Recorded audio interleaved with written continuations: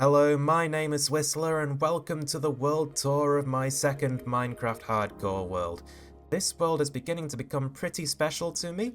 I've spent just over 2 years working away at it, and now that I've finally hit 50 episodes, I'm releasing it to all of you for you to enjoy to your heart's content.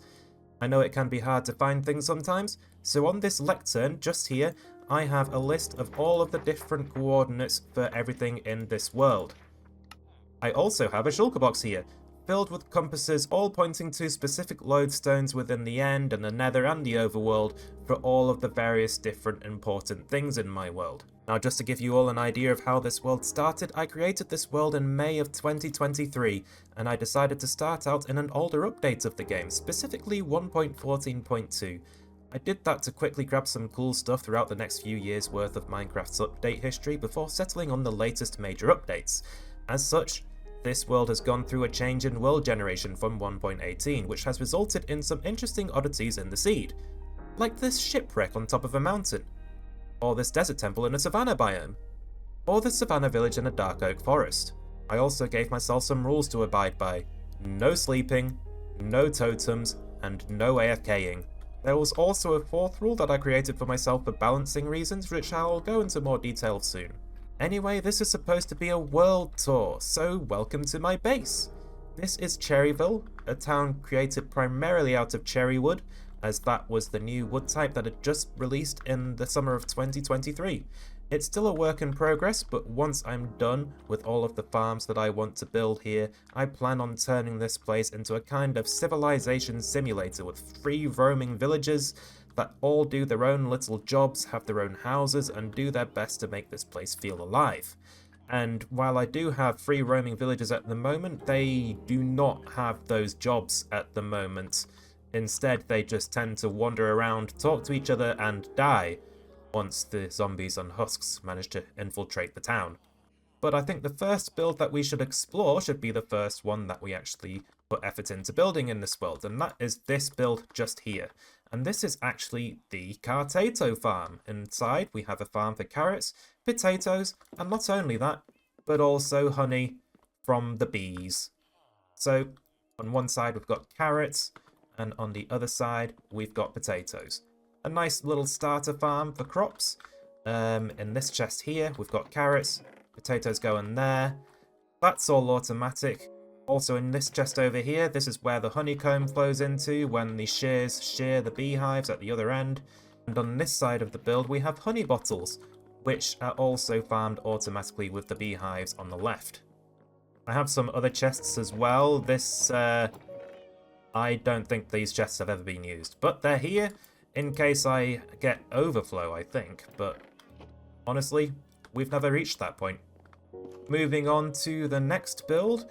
This build is my multi-biome villager breeder. So I went through the effort of making sure I obtained a villager from every biome in the game. As you can see over here, we've got a tiger, we've got a snowy villager, jungle, desert, savanna, and also the swamp villager. And because we're in a plains biome, we also get the plains villagers. So the output of this farm are villagers wearing every single outfit in the game, which is pretty cool, I think. And these guys just farm wheat together and breed, and then the baby villagers go and run into these little trapdoor traps here. They think they can jump on the beds, but they can't, and so they end up getting swept away. All the way to these little holes in the side of the build here with the fence gates, so we can build up villagers here if we want to, or we can open up the floodgates and let the villagers repopulate the town continuously, or just let them build up. It's your choice. You can do whatever you want with the villagers in this world, I guess. I did get some minecart rails put in place so that you can take the villagers out one by one if you need to, and have them be stuck in minecarts and all of that nonsense as well. And I built the multi-biome villager all the way back in 2023 because they had just started announcing some changes to the villager trades. So I thought to myself, ooh, if I get all of the villagers of all the different biomes in one place, then I can get all of the new trades. And you know what? Barely any of the trades have actually made it into the official release of the game yet. So that was a lot of effort for not too much reward yet, but hopefully that will change in the future. This has at least prepared me for the future. And one thing I do like is the fact that you can see the particles from the leaves slowly falling down. That is a nice little extra touch for the interior of the farm there. And so, moving on to the next build, this build actually has 3 purposes. The first one is a little bit of an emerald factory. We can trade carrots and potatoes and melons and pumpkins with every single one of the farmers in this room. And they can also supply me with golden carrots. It's a very easy emerald farm though, and I was really stacking up on the emeralds in this world until I finally use almost all of them in a certain project which I will show you later. But in the sides of the room, we have elevators. So, the salt sand elevator that takes you upwards takes you all the way up to my storage room. And yeah, it's all pretty much self-explanatory. We have sorted things manually, depending on how many chests I think I'll need for certain things. Like this column of chests is going to be nether stuff, and this column of chests is copper. We've got ocean stuff here. We've got all of the various different ores and things like that in there. I did have emeralds in here, but then I used them all. We also have logs, leaves, various woods. You know, all of the stuff that you need storage for. And then these 4 suits of armor are our first suits of armor in the world, and we started off with this leather and iron combination over here. Armor trims had just been added, so we were making sure to make use out of that. And over here we had our first full suit of iron armor, pretty good. And then we upgraded to diamond, and then to netherite after that. And this actually ties into the 4th rule that I had for this world. You see, the suit of armor that I am wearing currently is actually God armor. This is why I started in the version 1.14.2, and it's because you can actually get all of the multiple various different types of protection on one piece of armor, specifically in that game version. And that's a bit overpowered at the start of the world, so to balance it out, I had to force myself to wear this rubbish for 5 episodes. And then, once those 5 episodes were complete, I could upgrade. I could wear the iron armor. And then once I'd managed to survive another 5 episodes in the iron, I could upgrade to this diamond suit. And then once another 5 episodes was completed with that, we could finally upgrade to this netherite suit of armor here. And then once we hit another milestone after that, I forget whether it was episode 20 or episode 25, we were finally able to wear the God armor that I had crafted within this world. So yeah, that's the 4th rule that I mentioned at the start. This is also our bed. I don't sleep in this world, but it's important to have a spawn location just for returning from the end.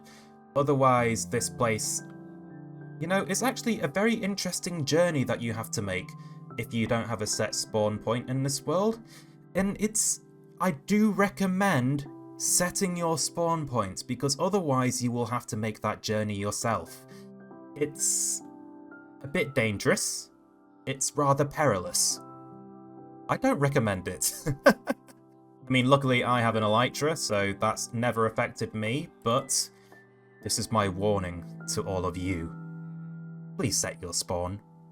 You won't regret it. Or don't set your spawn, just test it. Test what happens. Be my guest. Let me know how you find it. And anyway, in this chest beneath the netherite suit and the diamond suit of armor, we actually have our chest of memories. So we've got some of our first tools in here. I forget.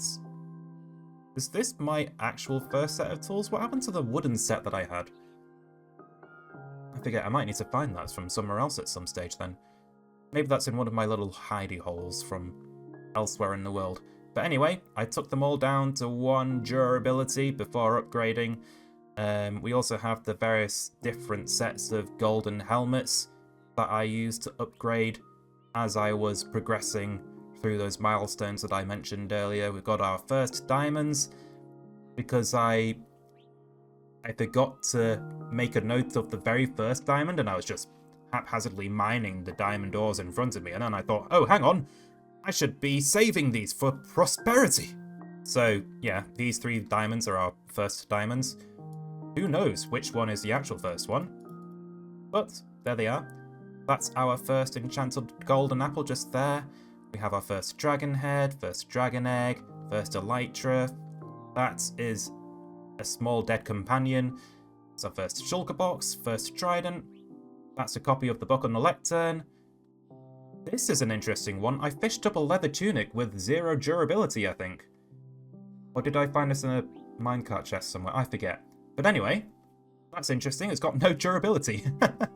First ancient debris, first block broken. That's history right there.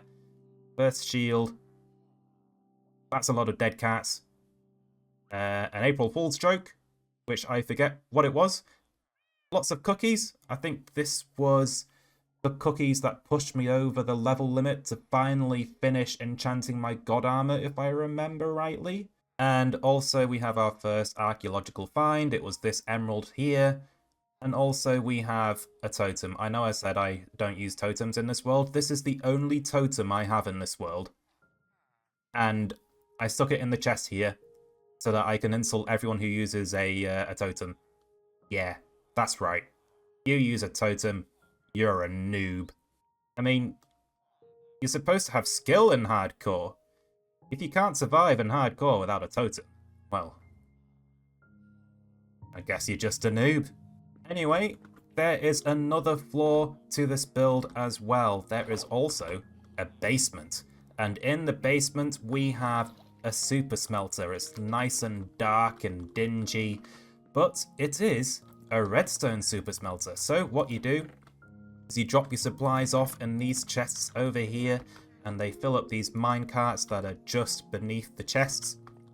And then you merely press the button and let the room fill up with light. It even reveals a bit of a pink Cherryville hardcore heart in the ceiling, and all of the furnaces light up and are exposed to the rest of the room. And yeah, I love this build. It's just a shame that I don't really hear the pistons anymore, because not only are the pistons quieter, but I've also got a bit of a audio bug within Cherryville. I tried to solve it as best as I could before this world download, but I don't know how successful I was with that. There are still things that I don't hear when I should hear them, but yeah, whatever. But once the furnaces have done smelting, they will all shut away again, and all of the drops go over here. So I should have 2 stacks of smooth stone from doing all of that, and all of the furnaces are powered by sticks. I've got a bamboo farm elsewhere in the world, which I will show you a little bit later on, and that powers this super smelter that I've got here. Now, you might have noticed this in the middle of the town. Well, this is supposed to be, eventually, a giant cherry tree within the middle of Cherryville. And it's basically going to be just a huge landmark for the town, as if the town has sprung up around the cherry tree. And I've built it out of stone first, because I'm just sculpting the shape out of it for now. It has been a while since I made any progress on this though, but eventually we'll have a giant sprawling cherry tree sprawling across Cherryville. You were just waiting for me to punch you, weren't you? And now you're telling your friends. For goodness sake, what am I supposed to do with the villagers in this world? Anyway, over here we have one of the last remaining original village buildings. In here we have a toolsmith, and they trade me various different tools. I can get diamond axes, pickaxes, hoes, and also shovels from these guys. I haven't used them for a while because I haven't really needed to. I used them when I didn't yet have mending in the world. I didn't want to go out and specifically get a mending villager. So until I had that source of mending books, these guys were my source of tools. And just next door we have our sheep farm, or at least this build is mostly sheep farm storage. The actual sheep farm itself is actually within these balloons up here. So I've done a little bit of art on the side of them. That's supposed to be a sheep face. And this is supposed to be my face. And this is supposed to be a W for Whistler. And on the inside, it's just a very basic sheep farm. It's... I don't know how else to describe it. It's just a lot of sheep. Oh! I've not been in here for a very long time, so this is actually the first time that I've seen the dyed sheared sheep. Interesting. I'm not sure how I feel about it. I think they look better with the white sheared wool. Okay. Ah well, whatever. So all of the wool that I gather from the sheep all fall straight out of the balloons and into these little campfire chimneys that I've got surrounding the building. And the chimneys are actually part of the storage system. They go straight into some hoppers, and that automatically sorts them into my wool storage room down here. Ta-da! This is my wool storage system. It's all automatic. We'll get pink specifically in this column of chests here, and we'll get yellow in here, and yeah, it's nice. I decided to decorate with lots of colour in this build, as well it's wool. And one of my favourite things about this build is actually the sheep face in the floor, because it's a diagonal sheep face, and it looks absolutely ridiculous. We also have some windows off to the side there, and in this one we have a Jeb sheep, so it's just a sheep constantly changing its colour. And in this window, I don't currently have a sheep in here, but I'm hoping to one day put a pink sheep in here. A naturally found pink sheep, and not one that I've just dyed myself. It's got to be naturally generated before I can put one in there. And then over here we have this nice staircase. Let's go up here, and over here we have our banner making factory. So I've got all of the banner patterns that I've acquired so far in this world in this chest here, and this is the chest that I put my banners into. So this is one of the ones that I have crafted in this world. This is actually one of the flags that I have back at spawn. It's to symbolize like a connection with the deep dark and the project that I have at spawn, and I'll show you that later on. But yeah, that's my sheep farm. Hope you guys like it, and let's move on to the next build. So over here we have our bamboo farm, and unsurprisingly this is what is powering the Redstone Supersmelter that I have in the basement of the build over there. And I actually have a bit of a window over here. It's got my face in it. As you can see, it matches my face perfectly. We also have the bamboo farm through this window. So how it works is that there is a flying machine, a slime block flying machine over there, and every once in a while it sweeps across the entire room and harvests all of the bamboo. And we also have a bit of a bamboo diorama on the other side of the room, featuring a charged creeper. I forget what that creeper's name is. You can find out for yourself at your own peril. And you might notice that on the walls of this build, we actually have lots and lots of pots.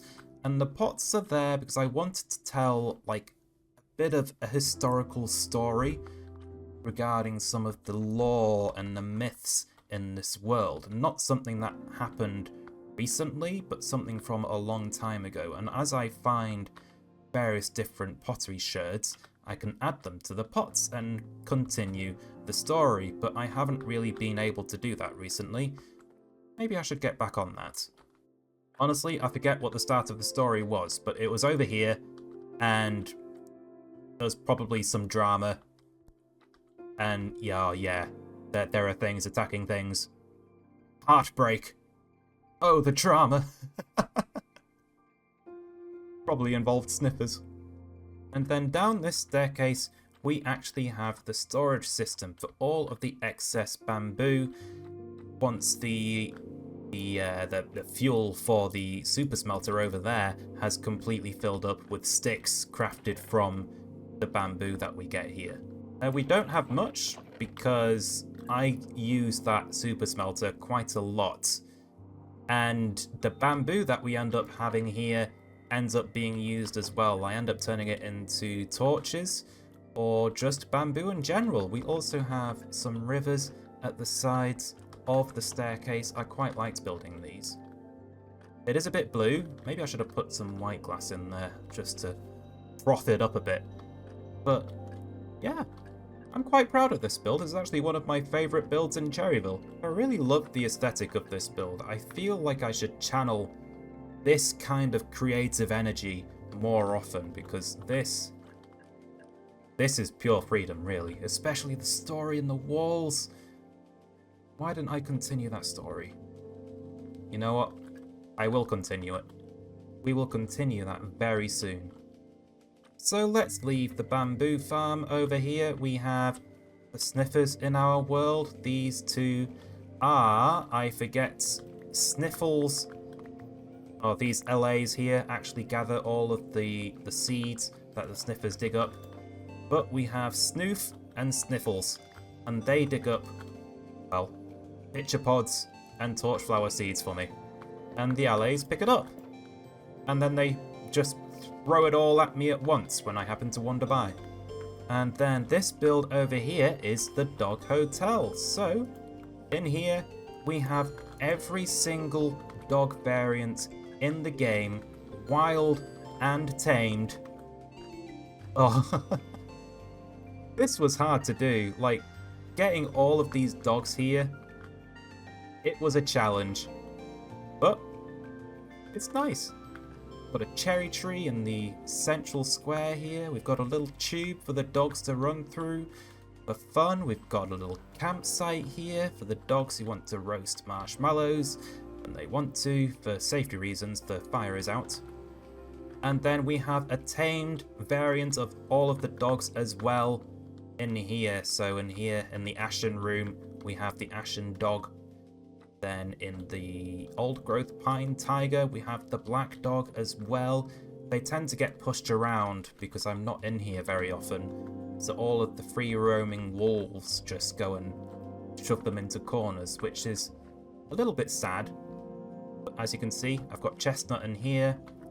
And then we've got the pale wolf in the tiger biome here. And we've also got the rusty wolf from the jungle. There's also the snowy wolf in the grove. And then we have the spotted wolf from the savannah plateau. And this one was actually quite hard to build, this room, because savannas are just grasslands, really. So they end up looking rather plain. So I added some boulders to try and help with that a little bit. In case you were wondering where the tamed dog was, it's been shoved into a corner over here. And we also have the striped wolf from the Badlands biome in this room here. And then finally we have the woods wolf from the forest biome, who once again has been shoved into a corner. You know, I think this room is probably my favourite though. I love the pond that I've put in the middle here. I just feel like it works really well with the forest little biome that I built, and that is what I was trying to do. I wanted to give these wolves a bit of their home back. So this Ashen wolf from the, what biome is this from? Snowy Tiger, has some snowy tiger trees, and it even has a little bit of a frozen lake. And you can just see some stuff through here. And yes, that is a giant rib cage. And what is that rib cage from? Well, I'm not telling. That's all free to be part of your imagination with this world. I'm going to let you come up with some lore for that yourselves. There is actually a skeleton horse down there. I forgot that was down there. There's also some fish as well. Can I actually get in here? I can. There we go. Lovely. Yeah, it's not a very big room, but there is a rib cage there. And now I'm stuck. Hang on. Ender pearl, please. Excellent. I've got to block that in before another wolf ends up falling in the lake. We can't have that. We don't want the dogs drowning, after all. Now, believe it or not, there's actually a way onto the roof here. It's a little bit of a parkour section. So, what you do is you jump up here, onto the cherry tree, and then, well, if you make the jumps properly, and not just randomly fall off, you make it to the roof. And from here, you can even climb up a little ladder over here. And you can start to parkour across the entirety of Cherryville. Well, it would be the entirety of Cherryville if I actually had another build next to the dog hotel here, which I do not have yet, but I hope to have at one stage. And that's actually something that I noticed a bit of a trend with my builds for Cherryville, is that I could just run all around the roofs. I can go from there straight to the top. So I decided that this would be the official way to get up onto the first roof. And then if I wanted to parkour all around Cherryville from here, I could. But I need to create that missing link from here to there before I can actually do that properly. But yeah, I hope you liked the dog hotel. It was a pretty cool project. Maybe I should do one for the cats as well. Who knows? But anyway, let's move on to the Sugarcane Farm. So that is back in main Cherryville over here, back in our little paved area. This is actually got some mobs here. We've got a skeleton horse, we've got a cow, we've got a camel, Carol, and this random Allay. But this over here is our Sugarcane Farm. The villagers like to get stuck in the window boxes of the sugarcane. You might have noticed this block. It's actually the plant that the sniffer digs up for you. What's it called again?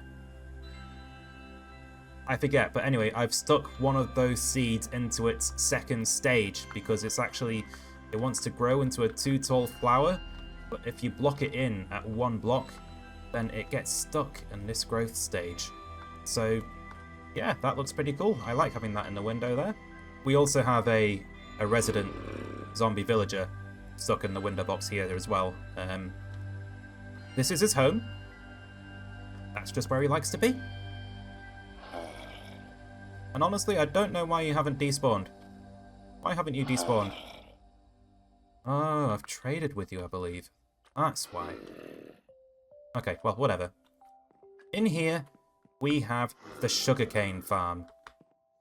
And it is powered by a few arrays of pistons, and we have Allays picking up all of the drops and dropping it off over here once the note block sounds. And the note block sounds every time the pistons are fired. I think the piston fires as well once this specific sugarcane grows into the observer there. We've got all of those in place for all of the modules. It's just one observer per module. We've got lots of different colours as well. Well, not lots. We've got different colours per module. So we've got pink here and we've got yellow. So it's not lots, it's 2. I've got 2 lots of colours. And all of the sugarcane goes in here. And excess gets turned into bone meal. And we also have an Enderman over here who teleported into a gap and got himself stuck. So I turned him into the Windowman. And now he shall be stuck in the window forever. And I think this project is probably my first attempt at giving the villagers jobs in the world for them to return to. So we've got some farmer villagers in here who will stay and hang around here and farm stuff because I have composters in the floors just here. So it's nice that I have some farmers like doing research on the sugarcane, making sure it's growing properly and everything is working as intended. Honestly, I should give these villagers names, but I think they end up dying every now and then. And now for the next build, it's actually a little bit unfinished, but this is Jerry the Redstone Creeper. He is a smart creeper. He automatically crafts not only TNT, but also rockets for me. So we've got our rockets automatically filling these shulker boxes on the right here. We're prioritizing the flight duration 1 rockets on the left here, so I can just knock out a box and then replace it with an empty rocket box, and that will fill up automatically. I don't need to craft any rockets myself in this world. These boxes would fill up with flight duration 2 rockets once I get enough rockets in the duration 1 chambers over there, and the same goes for flight duration 3 over here. But it is going to be a while before we get enough rockets to get some flight duration 3 rockets, because I don't really spend too much time in Cherryville here anymore, but that's gonna change very soon. Once this world download goes out, the first thing I want to do is complete Jerry the Redstone Creeper, because I've got some rather amusing ideas that I want to include here. So, the first thing though is that this is a smart creeper, which I have mentioned, but we have some shulker boxes, we have sand shulker boxes, and I'm just going to demonstrate a little bit of the technical aspect of the TNT crafting system that I've got here. So, I'm going to line these up in my hotbar. Once I place a shulker of sand against the wall here, all of the sand gets immediately sucked out and gets sent into the TNT crafting system that I have down here. And the gunpowder for which is actually acquired from the cherry tree in the middle of Cherryville. There's actually a creeper farm right in the middle of Cherryville. We've got loads of layers to this creeper farm, and this creeper farm is actually the true cause of the audio bug that I have in Cherryville, so you might want to knock off the top few layers of this farm, but that is not what I'm talking about at the moment. We have gunpowder flowing into this TNT crafting system, but we don't have sand. And when I put sand in, it actually lights up the redstone lamp above it, which shows that that little hopper is active. So if I was to fill up all of these shulker spots, well, when one of the shulkers empties, that shulker will be broken and the light will turn off. And that means that I can go and get more sand and stick them back in the system. So if I do that here, the lights all turn on, that one's emptied, so the shulker box has been broken, and yeah, it's just a nice little system. It's a very satisfying system as well. I like to watch it in motion. It's just a shame that it takes such a long time for a shulker box to drain empty when it's full. But all of the pistons push down individually, there's no interfering with each other, so that works pretty good. We also have Jerry the Creeper front and center, and how do I request all of the TNT that I've asked Jerry to craft for me? Well, that's actually part of why I built this build. I didn't want to be entering a UI. This build is my war on UIs, because there's too many UIs in video games nowadays. So, what we have here is a system where Jerry chucks out TNT at me. I don't have to open a chest. All I need to do is press this note block here, and he will fire out a single block of TNT at me. But if I press it multiple times, then theoretically, he just keeps spitting out TNT at me. And then one day, hopefully, once I've filled the system up with entirely individual stacks of TNT, I'll actually be able to flick this lever, and what will happen there is that Jerry will throw an entire shulker box of TNT at me. The redstone for that is actually all already in place, so if you mine lots of sand in this world and feed it to Jerry, then eventually you guys will be able to grab entire shulker boxes of TNT from Jerry without having to change any of the redstone at all. But we'll change that back because Jerry doesn't dispense shulker boxes of TNT yet. He's just not full enough. You can actually see the various different stock levels that he's got as well. So these redstone lamps on the left signify how full he is with individual blocks of TNT. So he's actually almost to the top with just individual sacks of TNT. But he's got no shulker boxes. So this column of redstone lamps is completely unlit, unfortunately. And over here, we have some maps.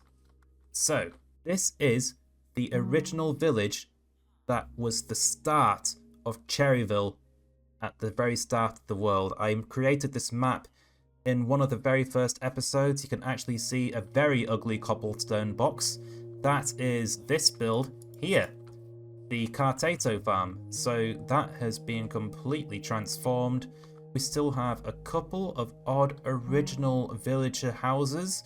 I believe that house is still here. I believe one of these two is still here, but I forget which. And you can actually see all of the progress in this world, because this is what Cherryville used to look like, and this over here is what Cherryville looks like now. We have done so much in this world. Look at it!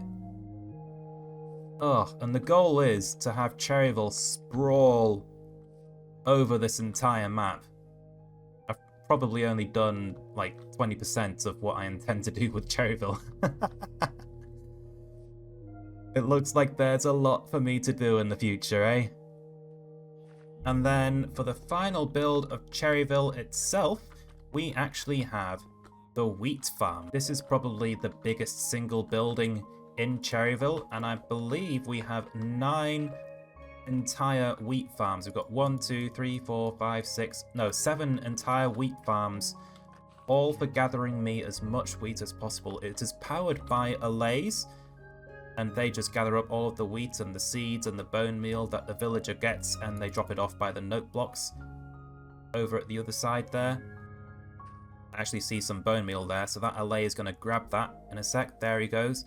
It's just going to go over there and drop it on top of the note block where it gets picked up by a hopper. And that hopper takes the drops from the wheat farm all the way down here into the storage system. So this storage system isn't really complete. I mean, yes, it does sort all of the various different crops that I have in this world, so we get lots of wheat and lots of seeds and lots of bone meal from this as well.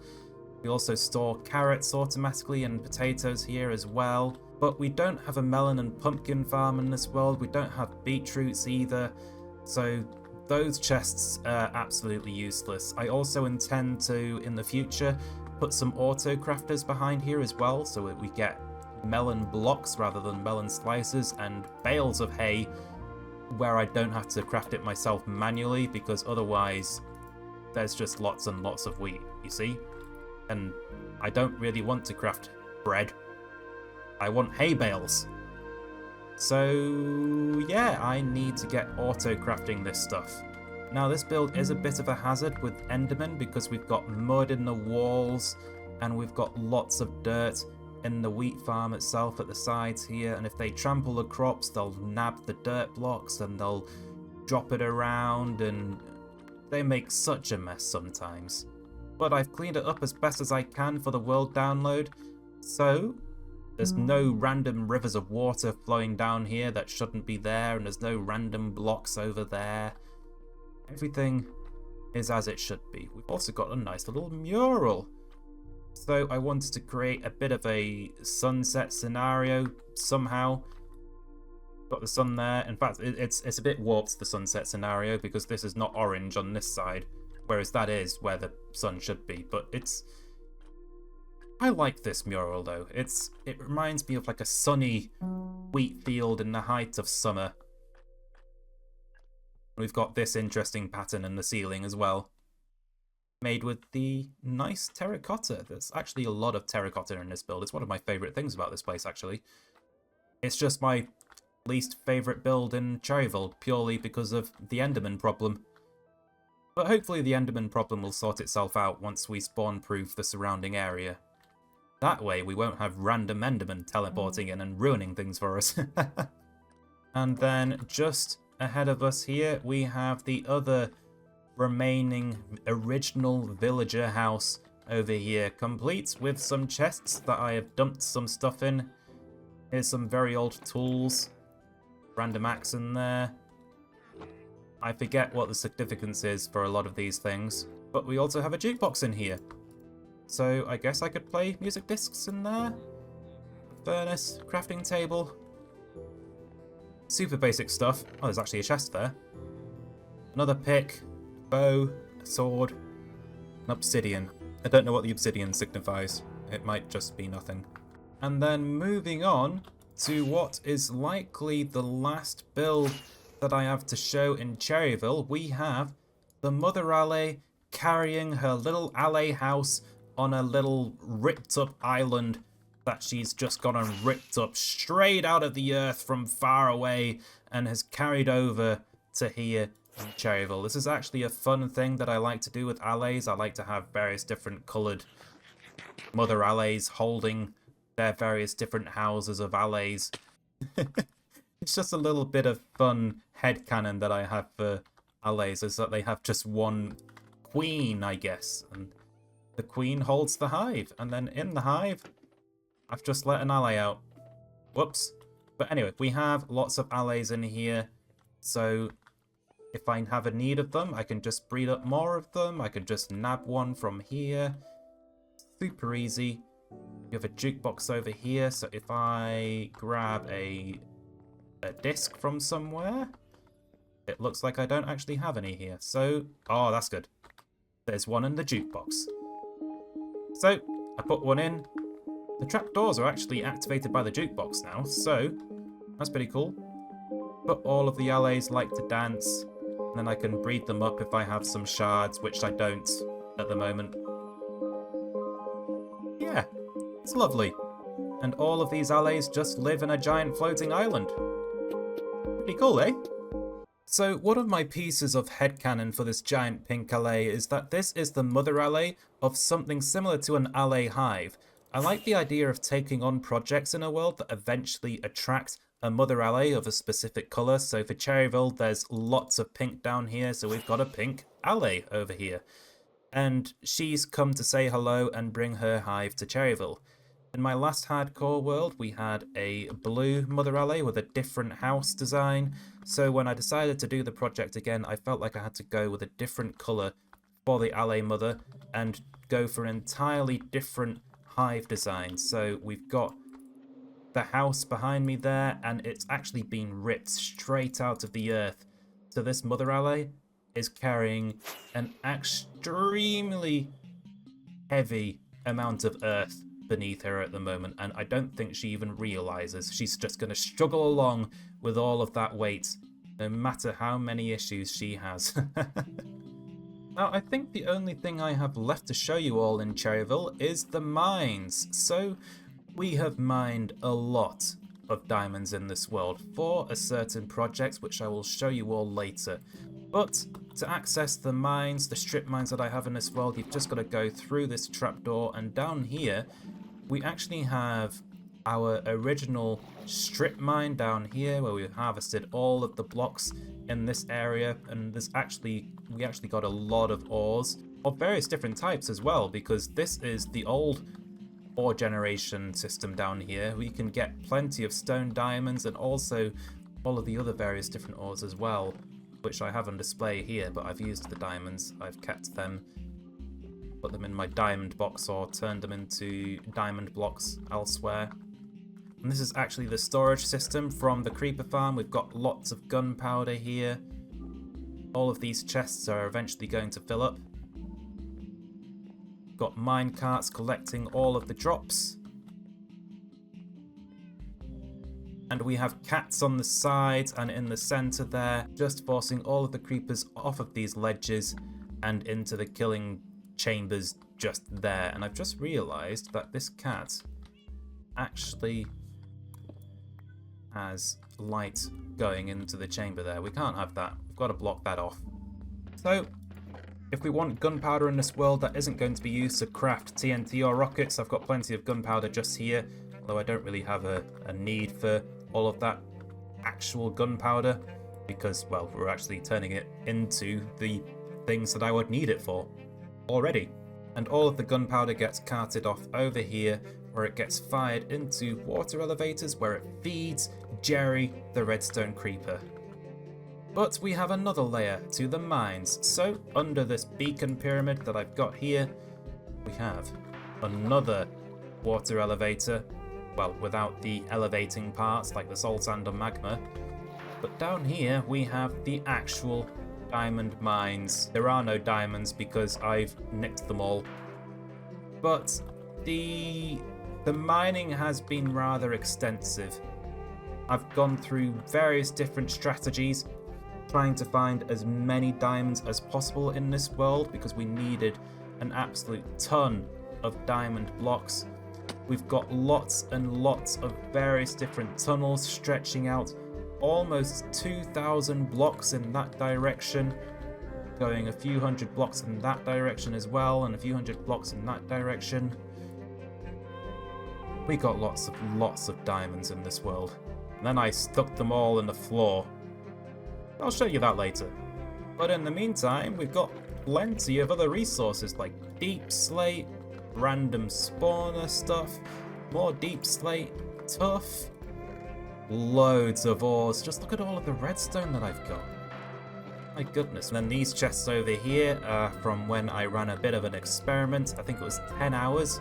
So all of these are what I got resource-wise within those 10 hours. And I think I ended up with 871 diamond ores in 10 hours. Really? Is that right? That's a lot of diamonds. I haven't seen these results for ages. My goodness. Glad I don't have to do that anymore, because that was painful going a couple thousand blocks in a 1x1 tube doing nothing but mining. It was absolutely riveting. So, I've moved on with my life, thankfully. That part of the project is done. I don't need to mine for diamonds anymore. We also have the remains of an amethyst geode here, so if you need amethyst shards or crystals for whatever you want, you can just harvest that from here. But I think that's it for Cherryville. So let's move on to somewhere else. I'm sure you're all wondering, where is my nether portal? Well, it's actually in the middle of the cherry tree for now. I will build eventually a permanent nether portal, but for the moment the nether portal's just on the inside of the stone tree at the moment. It's not exactly ideal, but it is what it is. But anyway, let's go through and see what's in the nether. I'll be honest, I haven't really done very much in the nether, but we do have an illegal block and a couple of farms. You know how I mentioned that I made a few stops in certain old updates before settling on the latest version? Well, before I fully updated my world, I stopped off in snapshot 21W03A, which is the snapshot that added glow lichen to the game. And in that snapshot, glow lichen was incredibly buggy. If you place glow lichen into a lava source, it would be instantly converted into a water source, even in the nether. So, at the top of this staircase here, we have the result of that. And eventually, I'm going to reach the top of this staircase, and it is much longer than I remember. Much taller. Where are we? There it is. Water in the nether. And I believe... Oh. Have that block back. Ah. Right. Place that there. I believe we still have the glow lichen there. Very cool. So now we have water in the nether. Just in case I ever wanted to make use out of it in an interesting way in this world. And I have. I used water source mechanics and kelp to take this water all the way back to the nether fortress that is next to my Cherryville portal. And with that water source, I built myself a blaze farm that damages blazes with water. We actually dropped the water through the roof of the nether here and down into my blaze farm just here. It's a bit of a contraption and it's also very loud. So let's just turn hostile mobs down to 1%. That is loud enough, I think, for these guys. So, we've got a blaze spawner up there, and then the blazes come down, they sit on top of some glass that these sticky pistons are attached to, and then when the timer activates, the blazes actually fall into a nice little trap here, which is then flooded with water, and the blazes are damaged. And then once they are damaged, they then fall through into this little space here, and they should be one hit. So if I hit these guys here, one hit kills. It doesn't matter if I use a smite sword or a sharpness sword, they die. I don't think I can punch them to death. I might actually try that now. I've not timed it to the perfection that well. The only thing I care about, really, is that they die to my Mighty Smiter sword. Do they die from one punch? No. Oh well. One sword swipe is enough, and that's all I need. And all of the drops end up in this double chest here. And we have lots of complicated redstone surrounding this thing, making sure the pistons are all firing at the exact right time and retracting at the exact right time, and we've got trapdoors holding the water in place, not dispensers, because dispensers can't place water in the world. So yeah, this is just my first attempt at actually making use of the water within the Nether itself. Eventually I hope to use water in a much bigger project within the Nether, but for now, the water damaging the blazes is the only process that I have the water involved in. It's still pretty cool though. And it means that we get blaze rods. Nice. That's not the only thing that we have in the Nether. We also have a Piglin bartering farm. It's not a very big Piglin bartering farm. Like, I think it doesn't work very fast at all. And it's just beyond this fence gate here. And then we have, is it 4, 5, 6 Piglins? And it's just as simple, really, as throwing gold at them. So I've got this stack of gold ingots here, and if I just line myself up and throw... Oh, maybe not like that. Let's try that again. These guys will barter gold with me. Oh, I forgot. Got to turn those hostile mobs noises back up again. Oh, that's loud. And all of the drops end up in these chests down here. And I've got to say, it's an excellent source of spectral arrows, as well as string. But yeah, it's a pretty basic Piglin bartering farm. At some point, I'll build a much more powerful one. But for now, that is that. But yeah, there's not too many interesting things within the Nether of this world, but that may change in the future. For now, let's go to my spawn project. So this is my 0, portal, the portal back to the very center of the world, and it is pretty cool. I built it with respawn anchors, which was very hazardous at the time of placing, but now it's behind glass, I cannot touch them, and I cannot blow myself up. But I did have a lot of fun building this little portal cave thing. I've built a little bit of a Nether themed area surrounding this little bridge and the portal itself, and we've even got flowing rivers of lava leading absolutely nowhere currently, but at some point in the future this could go somewhere pretty cool.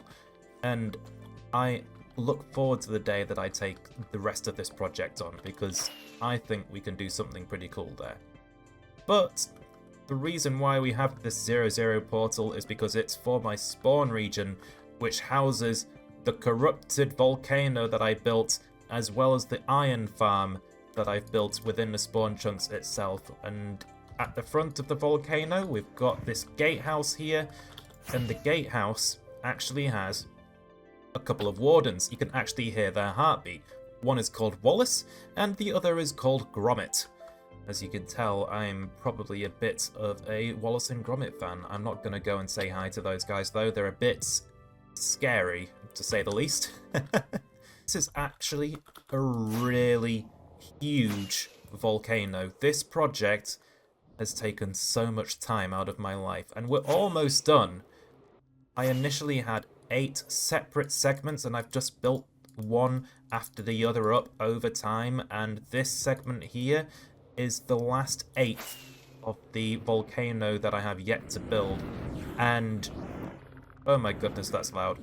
So the iron farm that I've built here is just over here. We've got villagers in place, and they're getting scared by pillagers, and the iron golems are spawning on the blue ice there and getting swept off into these water streams, where they will then be taken up to be burned alive in the pool of lava at the top of the volcano there. And at the top of the volcano we have an interesting killing mechanism, as you can tell, and it's actually extremely loud. If we're lucky, we might get some laser beams. There we go. Our volcano erupts with laser beams every couple minutes or so, and then the wardens that I have in place for that actually go back down to the center of the earth. We've got a nice water elevator taking them all the way down to the bottom of the earth, all the way back to the top again. It's pretty cool, honestly. The wardens travel in this blue stream there. And how many wardens do we have in that killing mechanism? I think there's 20. There are 20 wardens all killing iron golems within this world. That's pretty scary. But yeah, we actually have 22 wardens within this world, and that is actually pretty terrifying, to say the least. But within this gatehouse we have the entrance to the interior of the volcano itself. And this is where all of the diamonds from earlier came into play. So, you know how I took you through my mines and showed you where I had mined up all of those diamonds? Well, all of those diamond blocks that I gathered from said diamond mine went straight into the floor here. If I show you that, that is a diamond block right there. And I think there are 1,545 diamond blocks in my blue lava floor here. It is that expensive. But the reason why I did that to my floor within the volcano itself is because this is supposed to be like a blue corrupted lava that I have within the volcano itself. Is corrupted by Sculk, as is pretty much the entirety of this room. And we also have a bit of a parkour course, which I just cheated by flying down to the first jump. But we can jump down all of these pillars, and it is actually possible to jump your way back up again, but I don't think I've ever done it all at once. I can do it all in segments, but it is pretty challenging for me, but I'm not a parkour expert. But over here, we have the drops for our iron farm. So all of the iron ends up in here, but what we actually have is a iron factory. So everything that you can craft purely with iron, other than iron nuggets, because I don't care about crafting iron nuggets, we actually keep those here as well. So we've got an entire double chest of cauldrons, an entire double chest of chains, buckets, iron trapdoors, iron pressure plates, although we've got the iron trapdoors as well. We've also got anvils. They're pretty expensive, so they're still being crafted. We've also got mine carts, shears, iron bars, and iron doors. None of which I actually need an extremely high quantity of, but I'm crafting it, and it's cool. So that's what we're doing. We also have chests for all of the poppies, and we turn excess into bone blocks as well. And at the side here, we have these nice little volcanic terrariums. I've got a strider, an iron golem, and a skeleton horse. In each one they're just in a nice little volcanic diorama, really. They just like to wander and have fun in there, and they won't die, they won't kill each other. I like how I've worked that little area out. I wonder if there's anything else that I can put in here that won't die. Maybe an ordinary horse, but we've already got a skeleton horse. I don't want to put another horse in here. I had to be super careful with my lava placement, or I'd just end up killing everything. But let's see how easy it is for me to get out of this room. I'm doing pretty good. I've made it to the first checkpoint. Alright. I'm actually doing really well. I'm never doing it this good. Oh, I fell. So all of those jumps are actually possible. But luckily for me, I've actually created a few checkpoints along the way. So within this pillar, we have a nice water elevator, which means that we can try again if we really wanted to. So Let's give that a go, and we've instantly failed. But we also have a second checkpoint over here. So if you are feeling like you'd jumped the wrong way yet again, well, you can take yourself almost all the way back to the end, and I've just failed that jump again. So let's just use a rocket and boost our ways out of here, because this is going pretty badly for me at the moment. I'm actually impressed with how far I initially made it just then. I don't think I've ever made it that far all at once. But yeah, I am actually super proud of how this place is turning out so far. All I have left to do is put sea lanterns in the floor, which I have started doing. I love the electric blue effect that it creates, but I don't have many sea lanterns, and a lot of the diamond blocks are actually just lit up by torches, and we need to change that. But that's something that we will aim to do within the future. And just beneath the giant cowl of the volcano itself, we actually have a little behind the scenes area. So this region is actually the spawn chunks. In fact, I think this hole here might actually be marking the spawn block itself. We spawned a wither under the end portal, and then it proceeded to send wither skulls through the end portal and blew up some stuff in a straight line. So that's probably where the spawn block is. But this is where all of the redstone is for our auto crafting setup. If I don't want to craft cauldrons anymore, I can push this button and cauldrons will no longer be crafted, but I'm going to press all of the buttons so that everything ends up being crafted for now. And those buttons actually just power some pistons that push redstone blocks into place, which then takes out of the equation a certain hopper. Oh. This is part of the Great Warden migration. They are descending to the bottom of the world again.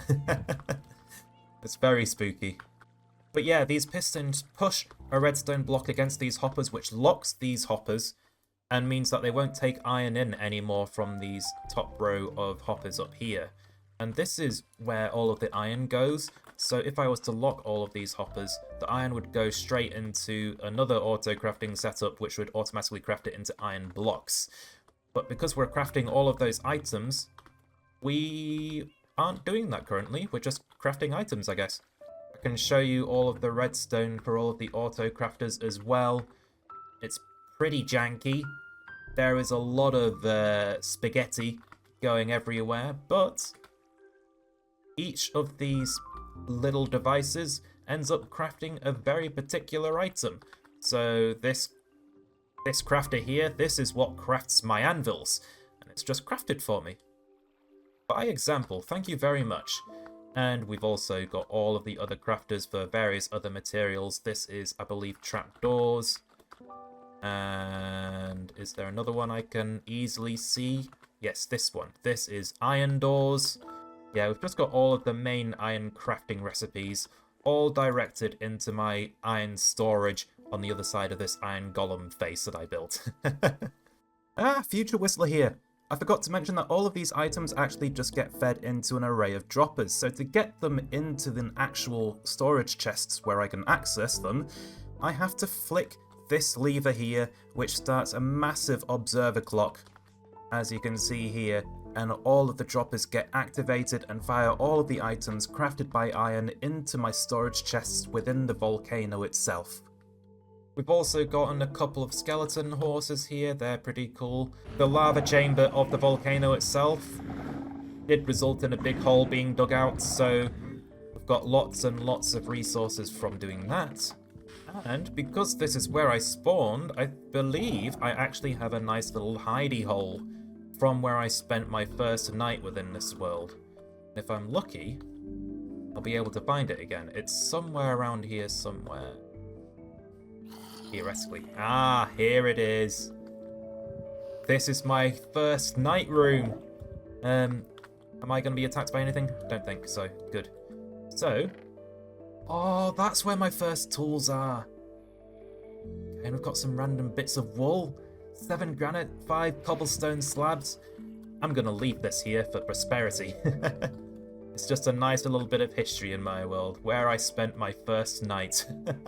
And these chests here are the initial iron storage before I built the rest of it. So yeah, this is my corrupted volcano project at spawn. We are almost done. with the volcano itself, it's just incredibly time consuming and grindy, and I placed 1,000,000 blocks in an episode recently for a different project, and that has meant that this volcano has not been finished for the world download, unfortunately. But you guys can finish it up for yourselves if you want to. I just warn you that it is pretty hard to do. It's very time consuming. Just remember to move Wallace and Gromit out of the way if you happen to decide to build up this last segment here. Otherwise, you may be having a little bit of trouble with the laser beams.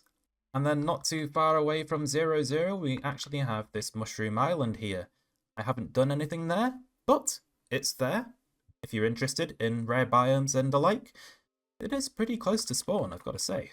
And not too far away from the volcano itself, we have the shipwreck on top of a mountain. Not done anything with it. I don't plan on doing anything with it. I just like to think about it sometimes. Like, how did that shipwreck get to the top of the mountain? Who knows? That must have been one heck of a storm. But let's move away from the spawn region and towards the end. So if you're expecting some giant end hub or whatever, stop now, because I haven't done that. I'm just going to show a couple of farms that I've built in the end itself. So our nether portal takes us straight to the stronghold room with the end portal. I actually originally came up to the end portal room from over here. I think I heard a silverfish in the wall or something and thought, ooh, the end portal room must be over here. And luckily for me, if I go and mine this block, you can see just how close to Cherryville this is. The end portal is that close to my base. I definitely need to do something with the portal room just because of the close proximity. But let's show you the end. So I haven't really done a giant end hub or anything like that, but what we have done is we've built an Ender, and the Ender is not your typical Ender. What it does is actually produce Sculk for me. I don't use it for any other purpose. I don't use it for XP or anything like that. That is a bit loud. Let's turn those guys down. Okay. So it's pretty simple. All of the Endermen fall off of that platform up there. They die on this platform here, which is actually attached to a stone generator. And these Sculk catalysts are converting the Enderman deaths into pure Sculk along with the stone.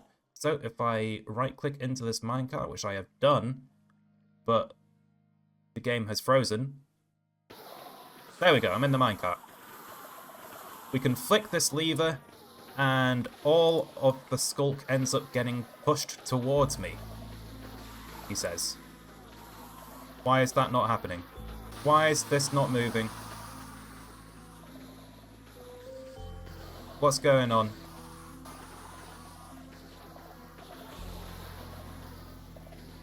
Oh, it is moving. Okay. It's just being extremely laggy for some reason. Well, I don't know what was going on there, but I just pull that lever and all of the Sculk gets pushed towards me and I just mine it away. All of the drops just end up falling into the hoppers that I have here. It's a pretty good Sculk farm. I've used it quite a bit so far in order to get all of the Sculk that I needed for the Volcano project. It's a good source of the Sculk veins as well, and all of the Sculk just ends up in these chests over here. We have no need for all of these ender pearls, so let's just throw a lot of them away. Not the shovel, just the pearls.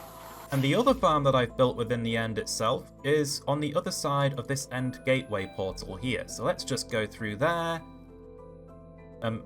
Excuse me? Am I going to teleport from doing that? Yes. Oh. This world appears to be a little bit laggy today.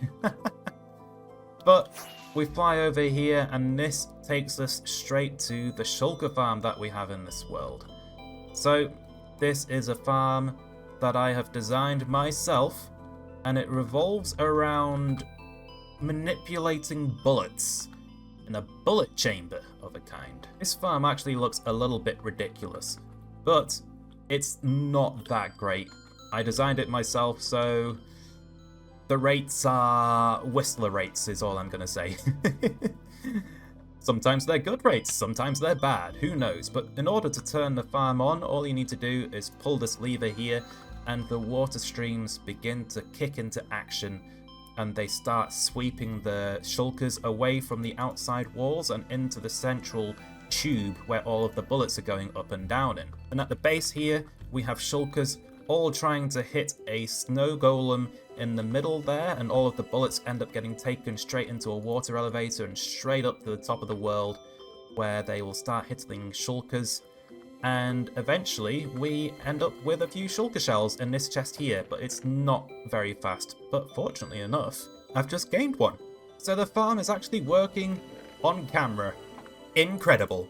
And it's actually quite a tall tube, so this water feels like it takes forever to actually reach the bottom, but eventually it does, and it will also wipe the shulkers straight back into the middle of the tube there. Alternatively, they can actually take the shulkers away from the farm itself, and down this little area here, and down here, and into the shulker bullet generating room over here. And the reason I have that is because sometimes the shulkers like to die. I don't know too well why that ends up happening, but this way we at least have some form of very slow replacement system, I guess. Oh nice, we've got another shulker shell. So yeah, it's not a very fast farm, and I don't think I'll get lots of shulker shells until I end up taking a large project within the near vicinity. I'm thinking about building a few other farms around here, and that way we can have the Shulker Farm generating shulker shells for me continuously as I build. So I can't AFK in this world, I can't just sit here for 20 hours and see what I've got. So I need to have a project within the nearby region. Let's flick that lever in order to turn the farm off, and then we can leave. Those are the only two projects that I've taken on within the end though, so let's move on to the last remaining project that I have within this hardcore world. So here we have a portal for the Enchanted Forest. So this here is the Enchanted Forest. This is the last remaining project that I have within this hardcore world. It is a pretty big project, and it's actually also a resin farm, or at least it's centered around a resin farm. You just come over here, you swipe at the Creakings, and then a sudden flood of particles is released, and we gather resin this way. I think we've got 528 creaking hearts in the walls there, which is quite a lot, and all of the resin gets automatically crafted into blocks of resin, and then smelted and automatically crafted into resin bricks as well, so we have a lot of resin in this world. I think this is actually the most powerful resin farm that I've seen on YouTube. Like, I've tried searching resin farms on YouTube, and none of them have this many creakings within the farm itself. And farming resin is entirely proportional to how many creakings you have in a farm. So, yeah, the fact that we have over 500 of them, this is pretty fast. And after a while, once all of the creakings have flowed in, we do end up creating a perfect cylinder of a creaking mob. It just amuses me, really, how many particles we end up creating whenever we take a whack at these creakings here. There's so many. Look at that flood there. My goodness. And you can actually go up here and you can watch the creaking slowly fall into that little hole there, which you can see there. This ice lets the creaking spawn, and then we have water streams that take them away into that hole for me to swipe at within a small space. And I'll get all of them, and it looks like we've just hit daytime, so all of the creakings have gone away. So that was the first thing I built in this area for my Enchanted Forest, and then the Enchanted Forest ended up being built as an afterthought for that I wanted to create some kind of tree area for this location. So we have lots and lots of custom trees, all with completely different blocks. We've got like a coral tree here, and we've got a stripped tree here, We've got mangrove and oak, and here we have a dead tree as well. We've got pretty much every type of tree within the game. We've got birch, oak, acacia, jungle, dark oaks, pale oak. And not only that, we've also got an amethyst tree as well, with crystals, and it is very pretty when you walk through here. I just hope that at some point I'm going to be able to finish building the Enchanted Forest, because it is a big project. It's so big, in fact, that I actually built an entire custom skybox for this place. We've got this huge nighttime starry sky, complete with the moon. Eventually, we'll put some other things in the walls and the ceiling here. This is actually a very recent addition. I've only just built the skybox and the moon, but it does make this place feel absolutely huge. And over here, we have a chest monster, and also our happy ghast, Apollo, who is what helped me build the moon over there. I used Apollo to take myself all the way up there to build the moon. And we did a fantastic job, didn't we, Apollo? Yes, we did. That moon is spectacular. The Enchanted Forest also houses a Kelp Farm, so this is what fuels the furnaces that smelt the resin clumps into these resin bricks that I have over here. And we've actually got, I believe, 4 separate modules for these kelp farms. They are pretty big, but they do produce an absolute ton of kelp. And all of that kelp ends up getting smelted up here. So we've got these hoppers taking them straight into these smokers, and it actually fuels itself with all of the kelp that it cooks. And all of the dried kelp gets taken into these crafters down here, which will turn the dried kelp into dried kelp blocks for the furnace array that I use to smelt all of the resin clumps that I get from swiping the Creakings for the Creaking Farm.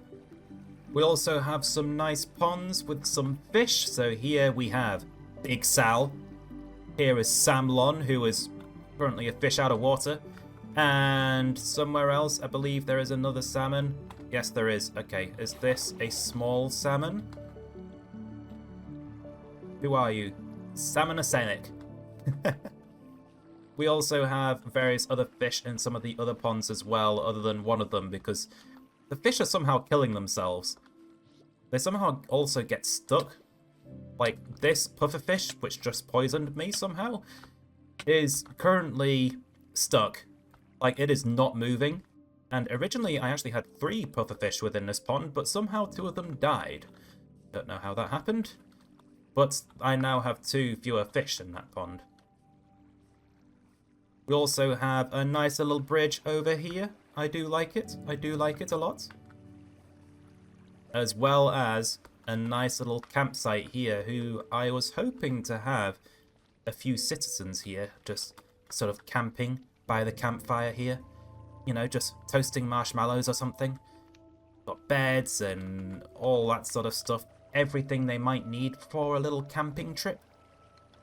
I just need to get those actual characters into place. Enchanted Forest is actually situated on top of an ocean perimeter, so I like to call this the Squidimeter. And I call it a Squidimeter because it stops squid spawning within this entire area, and it produces lots and lots of squid, as well as lots and lots of fish and lots of dolphins. This farm kills a lot of stuff, is what I'm saying, but you can actually see everything falling through.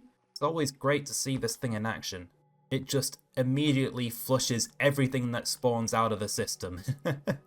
And to create this Squidimeter, this massive area where squids can't spawn in the middle of an ocean biome, I had to sweep all of the water away with a set of flying machines, which still exist in this world. They're just over there, in the corner. I decided to leave them so that I could show you how I drained the ocean. So I started with this massive initial flying machine on the top here, and that swept away the higher layers of the ocean, but I was left with a couple of ocean layers that were still spawnable with squids at the bottom, so we sent some 2-block tall flying machines across the bottom of the ocean to sweep away the rest of it. We also had to make sure that we flattened out all of the surrounding area so that the flying machines didn't get stuck on anything. And yeah, job's a good un. And if you're wondering where I keep all of the black dye from the squid farm that I get in this world, well, we actually have a bit of a water elevator over here, and this takes us down to an entirely new area within the Enchanted Forest. So down here we have Davy Jones's locker, because we're actually in an ocean biome down here, so I thought I would make use out of it. We've got a fortress here. This is Davy Jones's fortress. We've got a ship here. This is the Flying Dutchman. And over here, we have the storage system for all of the ink that we get in the world. We automatically craft a lot of it into black dye. We also get a lot of white dye from all of the fish that end up dying. We turn the bone meal that they drop into white dye. And we also end up getting a lot of cod as well, but I have sold all of it to these villagers here, because I needed emeralds for the Skybox. That's right, I forgot to mention, all of the emeralds that I used in this world ended up being used to buy glass for the Skybox. It is a huge Skybox, and I've actually ended up using, or crafting at least, 790,557 glass blocks. And for some reason, trading with villagers counts as crafting, so that glass statistic is how much glass that I have bought in this world. That's pretty insane. But yeah, I traded all of that cod to these villagers here, and all of the cod actually ends up automatically being put into the barrels that have the soul lanterns placed on top of them. So if you're wondering where the cod is currently, you can just open those barrels there. This barrel here will eventually fill up with more fish. It's just that I've used so much cod that the system is trying to recreate the massive backlog that it used to have. And then over here in Davy Jones's fortress, we actually have another multi-biome villager breeder. So if I press this button, the room lights up below, and all of the farmers should start being able to farm wheat again, and they will start breeding and producing villagers of every outfit. But I'm just going to leave that villager breeder turned off with the light levels at 0 so that we don't get any extra lag over here. But we have made use of the villager breeder, and we have gotten ourselves loads and loads of librarians who all sell us glass. This is where I got all of the glass for the Skybox project above the Enchanted Forest. They also have lots and lots of book trades. I wasn't really looking specifically for book trades, but we have most of them. There's a few that we don't have, like I don't have an Unbreaking 3 book trade anywhere.